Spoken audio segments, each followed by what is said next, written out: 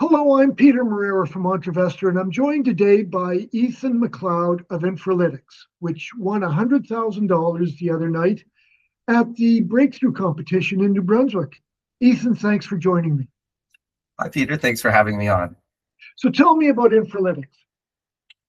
So simply put, Infralytics turns highway bridges into truck steels.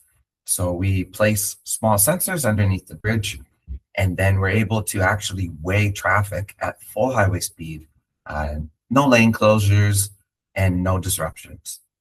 Okay, then. And so what is the market for this? So the market is primarily public sector, government agencies, municipalities, and other infrastructure owners. But the data itself could be quite valuable as well to the private sector, to shipping companies, port authorities, anyone who wants to know where their goods are going. Right. How big's the market? So it's quite large. Across Canada and the United States, there's about 650,000 highway bridges, but there's less than 2,000 locations that actually weigh trucks. So the mismatch between what we measure and what we have is quite large. And every year, tens of billions of dollars are spent on infrastructure maintenance, and our structures are really, they're reaching the end of life. And the better we understand structures, really the longer they last, and the further that maintenance dollar can go. Okay, how did you get into this? So it's a bit of a funny story. It started 8 years ago when I was actually a summer student for the Department of Transportation here in New Brunswick, and there's a small rural highway bridge, and we were trying to figure out how heavy the trucks were that were going over, because it's a little bit of a shortcut. And it turned out that we didn't really know. So that led to the early version of the system, and it led to a PhD where I really developed the core technology behind Infralytics. Right, and now it's become a company. Yeah, yeah, totally. So it's we've really spun out from the research space into this commercialization effort. Okay. Where do you go from here?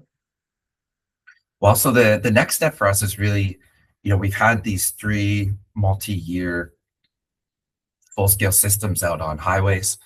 So the technology works, but we really need to shrink it down into a simple-to-use turnkey package that really will help us scale. So the next big step is developing, our own hardware, and then lining up some pilot projects, hopefully for late summer or early fall, to really hit the ground running with the momentum from breakthru. Okay, then.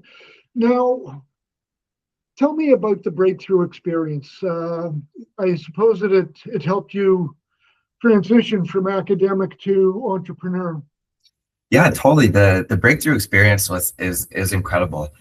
And definitely, like you mentioned, coming from an academic background, a lot of this, it's been a steep learning curve. And I think, the mentorship and the amount I learned through breakthru and the fantastic feedback that I got along the way has really been invaluable. And we're very lucky to have,